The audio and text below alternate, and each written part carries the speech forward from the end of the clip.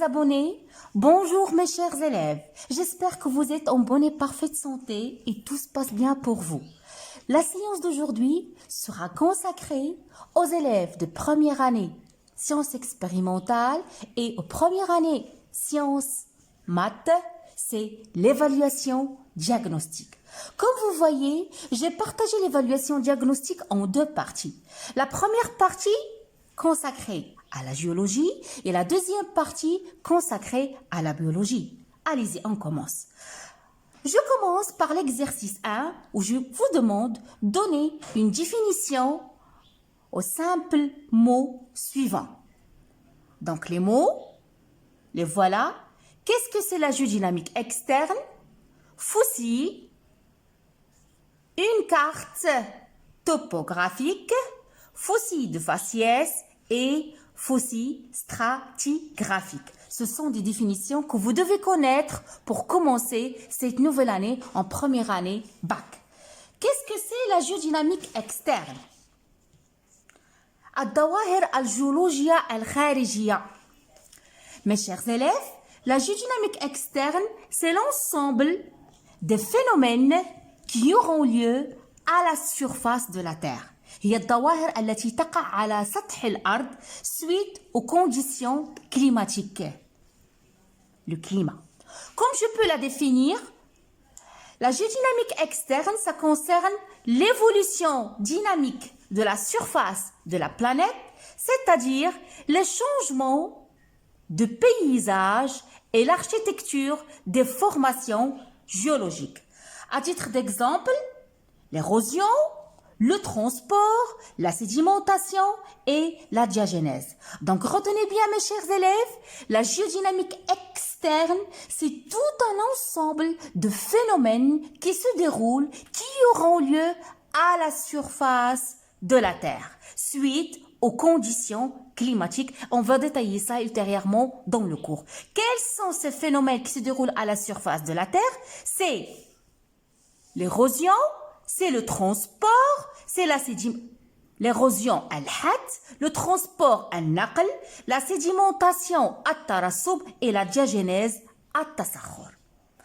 Le contraire de la géodynamique externe, mes chers élèves, c'est la géodynamique interne. الظواهر الجيولوجية الداخلية. C'est quoi la géodynamique interne? C'est l'ensemble des phénomènes qui sont liés à l'activité interne de la Terre, c'est-à-dire qui se déroulent à l'intérieur du globe terrestre, tels que le volcanisme, les séismes. Le volcanisme, ce sont les volcans, al-barakin. Les séismes, al-zalazil.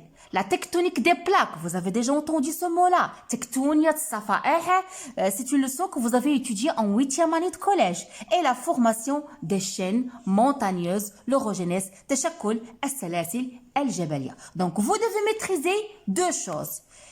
La géodynamique externe, الظواهر الجيولوجية الخارجية اللي هي الحد النقل الترسب التسخر والظواهر الجيولوجية الداخلية que ce sont les volcans, les séismes, la tectonique des plaques, la formation des chaînes montagneuses.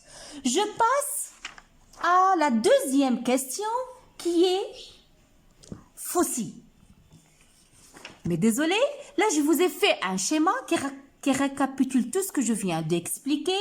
Voilà, les phénomènes géologiques, il y en a deux, externes, érosion, transport, sédimentation, diagenèse, et internes, comme vous le savez, les séismes, le volcanisme, la tectonique des plaques et la formation des chaînes montagneuses, c'est-à-dire l'orogenèse. Notez bien, tashakul al-salasil al-jabalia en français. Passons maintenant à la deuxième définition que vous avez étudiée, mes chers élèves, en première année de collège, fossile. C'est quoi fossile? C'est le reste d'un animal ou d'un végétal, ou bien son simple moulage, ou bien la trace de son activité conservée dans une roche sédimentaire. Ça, c'est la définition de Mustahata. Il existe deux types de fossiles, mes chers élèves. Fossiles stratigraphiques, Mustahata tabaqatiya, c'est quoi? C'est un fossile qui est caractérisé, qui caractérise une époque géologique délimitée dans le temps. C'est-à-dire, il vit une période bien déterminée, une époque géologique délimitée dans le temps, mais elle a une large répartition géographique. المستحات الطبقاتية هي المستحات التي تتميز بكون أنها تعيش مدة زمنية محدودة، c'est-à-dire une époque géologique délimitée, mais لها توزيع جغرافي شاسع, une large répartition.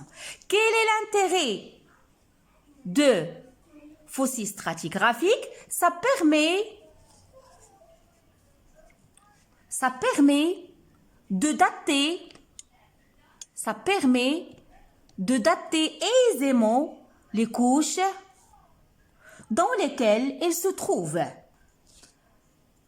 C'est-à-dire donner un âge aux couches dans lesquelles elles se trouvent. Ça, ce sont les caractéristiques d'un fossile stratigraphique. Je passe à une autre notion qui est le fossile de faciès. C'est le contraire. Si vous avez bien compris fossile stratigraphique, mustahatta tabaqatiya, ça sera très facile pour vous la notion de fossile de faciès. Mustahatta suhniya. C'est quoi fossile de faciès? Il est caractérisé par le fait d'avoir une époque géologique illimitée, c'est-à-dire mudda zamaniya ghayr mahdouda, mais une répartition géographique limitée. C'est-à-dire qu'on nous trouve dans des régions bien limitées. Ça, c'est un fossile de faciès. L'intérêt de fossile de faciès, c'est qu'il permet, comme je viens de le dire, le fossile stratigraphique, il a comme rôle, c'est de donner un âge, c'est de dater les couches dans lesquelles on le trouve. Le fossile de faciès, il nous permet, mes chers élèves, de déterminer les milieux de sédimentation. يعني يمكننا من تحديد وسط الترسب et ce que j'appelle la paléogéographie, et j'ai déjà donné la définition de la paléogéographie.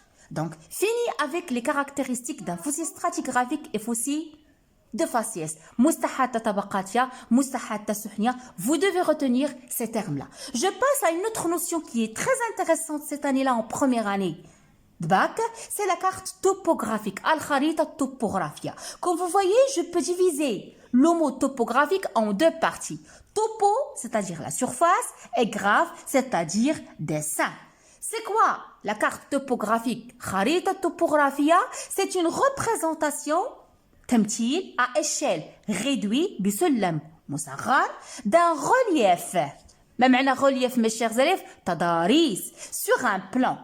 Qu'est-ce qu'il nous fournit la carte topographique? Il fournit des informations précises sur les formes du relief, شكل تضاريس, la végétation, يعني الغطاء النباتي, et les réalisations humaines qui sont faites par l'être humain. Ça, c'était une définition de la carte topographique.